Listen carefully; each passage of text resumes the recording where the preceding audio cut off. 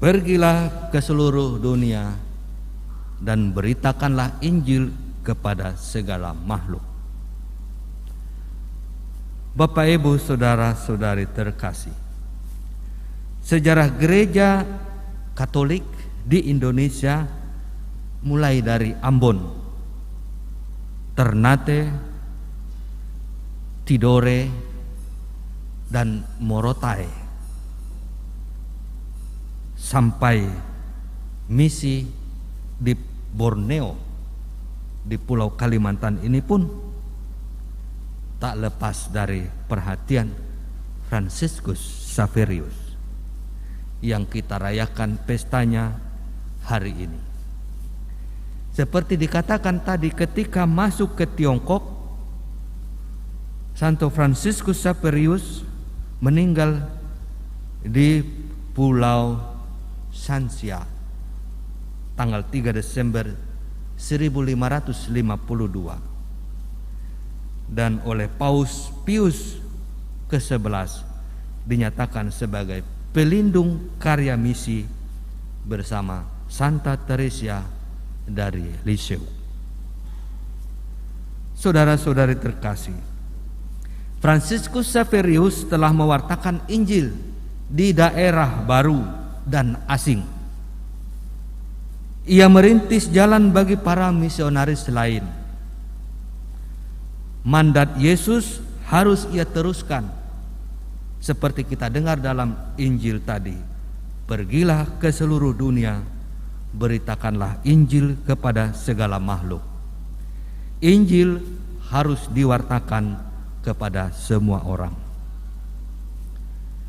Bapak, Ibu, saudara-saudari yang dikasihi Tuhan, kita pun dipanggil untuk perutusan yang sama.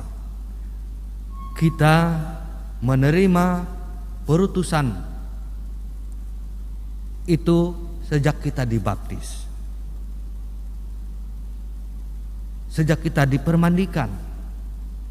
Kita juga menerima mandat untuk mewartakan Injil, tentu sesuai dengan situasi kita, terutama di lingkungan keluarga kita dan sekitar di mana kita berada.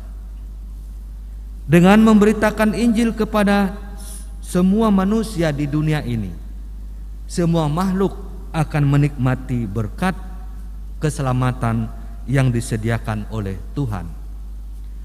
Tuhan tidak memerintahkan kita menjadi ghostbuster yang mengejar-ngejar setan, atau memegang ular, atau meminum racun untuk membuktikan diri kita sebagai orang yang percaya. Tidak. Tetapi Tuhan sudah berjanji akan menyertai kita ketika kita memberitakan Injil, sehingga Injil yang kita wartakan itu bukan hanya perkataan saja, ucapan belaka, melainkan dengan kuasanya yang sanggup mengatasi segala kesulitan dan tantangan yang menghadang. Saudara-saudari yang dikasihi Tuhan, mewartakan Injil adalah keharusan bagi kita orang Kristen, para pengikut Yesus. Sama seperti penegasan Rasul Paulus dalam bacaan yang pertama tadi. Bahkan Paulus dengan sangat keras mengatakan, celakalah aku jika tidak mewartakan Injil. Jadi mewartakan Injil merupakan keharusan, kewajiban. Kalau tidak, artinya saya ini celaka.